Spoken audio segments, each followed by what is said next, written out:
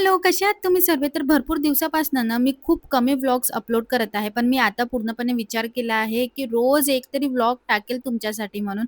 भरपूर लोकांचे मेसेजेस सुद्धा आले होते आणि खूप लोकांनी विचारलं सुद्धा, की "तू आजकाल व्लॉग्स का नाही टाकत आहे?" तर मी म्हटलं थोडं बिझी शेड्यूल होतं त्यामुळे काही मी टाकू नाही शकली. पण आता मी नक्की टाकेल रोज तरी एक व्लॉग. आणि आजचा जो व्लॉग आहे ना, तो भरपूर दिवसापासून शूट करून ठेवला होता, पण एडिटिंग व्हायची होती म्हणून तो काही टाकू शकत नव्हती. पण आज सांगते तुम्हाला या व्लॉगबद्दल. माझ्या सर्व कझन्सनी प्लॅनिंग केली होती, की आपण नागपूरला यायचं आणि आपण कुठेतरी फिरायला जाऊ बाहेर मस्ती मजा करायला. तर मग आम्हाला असं वाटत होतं, की कुठे जायचं नागपूरला आणि ऊन पण खूप जास्त आहे ना आजकाल म्हणून.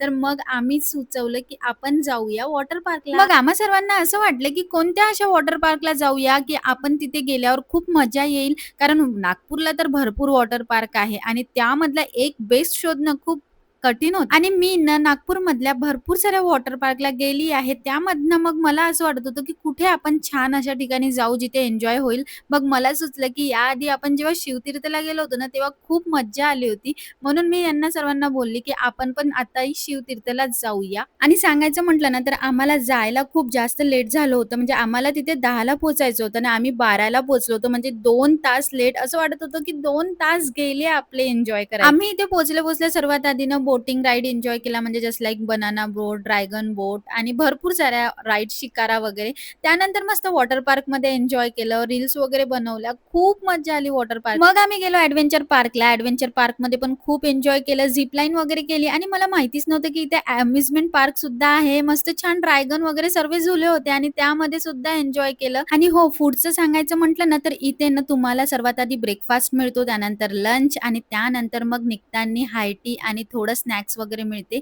खरंच खूप मज्जा आली शिवतीर्थला. भेटू आता पुढल्या व्लॉगला. तेव्हा बाय.